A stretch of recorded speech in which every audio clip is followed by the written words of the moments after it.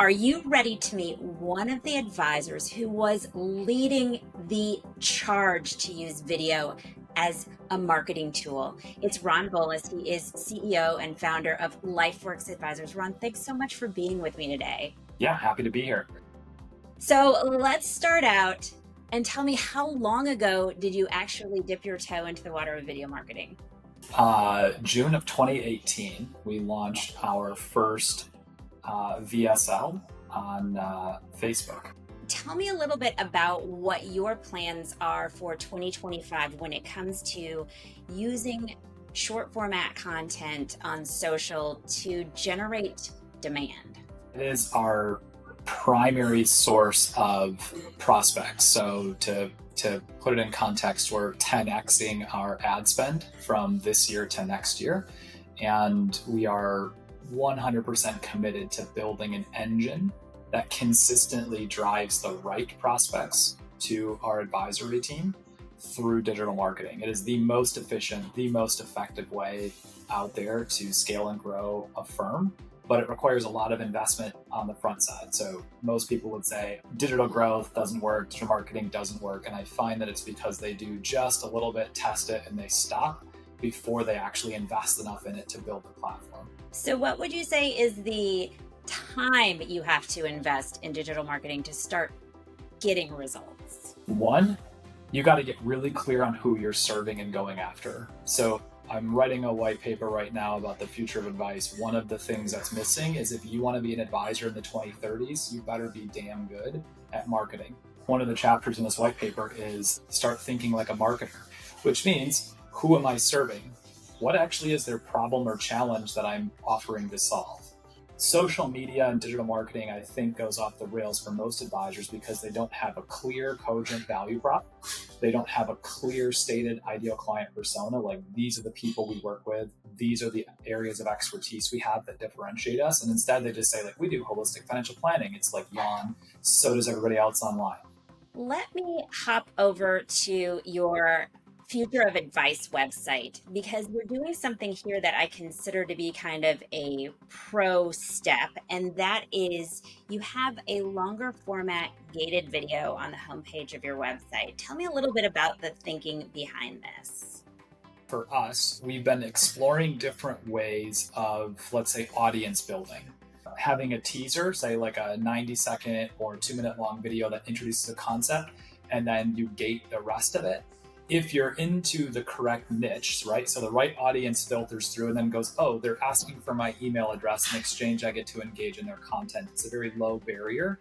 And then what we've picked up is we've picked up a lead, right? And so for us, a lead is very different than a prospect, but we now have a name and an email that we know is semi-interested in this topic, and we can start sending them in a thoughtful way, not bombarding, but in a thoughtful way, additional content like, hey, you might find this interesting, etc.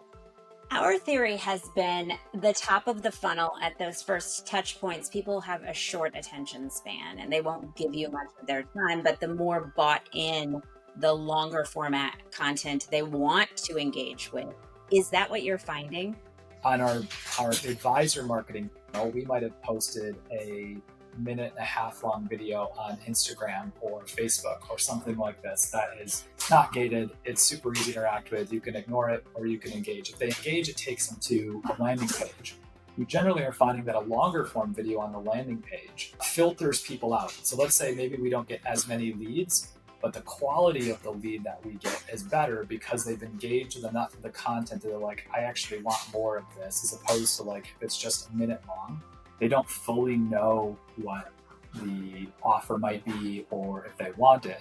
So it was just, we've been testing out long form, short form, gated, ungated to say like which one drives down to the best CAC. And for, different audiences, we're finding that, it's a little bit different, but short form video to a long form gated video to a lead funnel seems to be the success run we're having. When I checked out the LifeWorks Advisors YouTube channel, it was clear to me that this was not a bunch of DIY video, that you had taken a professional approach. From the content you have built here for the practice, what kind of advice would you give another advisor when it comes to YouTube?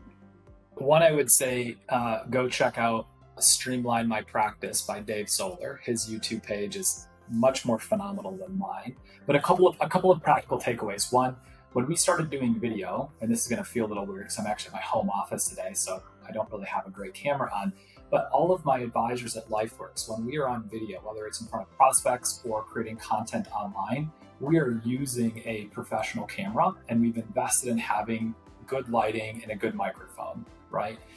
We view the future as being mostly digital engagements, and we have to build trust rapidly. So when you show up to a YouTube page or somewhere on social and the video's kind of grainy or the audio doesn't quite match up, or, we're not trying to produce TikTok videos. There's an entire generation of like people, walking and doing their makeup and giving financial advice. Like, that's not what we're trying to do. Let's be clear. I want somebody to see our videos and go, that was really professionally done. So first step is like, does he comport himself as a professional? Yes. Does he hold himself in a way that he has authority? Right? Yes. Because if I'm getting ready to ask an advisor to trust me with their life's work, their practice, or I'm getting a client to try and trust me with their life's work, their life savings, right? Those little things at the front end, high quality audio, high quality video, good lighting, some basic understandings, and you don't have to spend $1 million on this. You spend a couple $1,000 on some pretty decent equipment, and the quality of your video jumps up a ton. So your head has been in this game since 2018. Where are you going with video? More and more and more. More targeted, let's say, vignette series. So we're getting ready to produce a whole bunch of client-facing videos. The future's video, right? I mean, long-form podcasts, great. Most clients are probably not going to listen to just an audio podcast of me for hours and hours and hours on end. I'm not Joe Rogan or something like this, so I'm not going to try to be. But clear, concise, Netflix-like videos, meaning if a client wants to learn about tax planning, I want to have 10-minute videos on tax planning that are well thought out, that are conducted in a way that you can follow them from A to Z. And if somebody wants to binge watch then an hour and 20 minutes about tax planning, go for it, right? The world we live in now, we are used to, I want to watch it when I want to watch it and where I want to watch it on the device I want to watch it. And so like for us, video is just going to be something that's we're going to keep investing in it. So another piece of advice I would have is don't worry about doing it all at once. Just start moving, right? When I look at the first video I recorded in, it would have been May of 2018 before we went live. If you're not embarrassed about V1, you're not trying hard enough and you're not failing forward fast enough, right? When I look at videos that we do today, and both my personal capabilities of being on camera and how we set it up, radically different and a lot of growth there. So don't think that you have to be a professional on camera. Don't think that you have to have a professional video crew. Start moving, get feedback, focus on getting better, right? But don't not invest in this. I mean, advisors who invest in video, even if it's just client education and giving prospects and clients the ability to engage with your thought leadership and your firm before they actually hire you, that is invaluable in my opinion. Listen to Ron.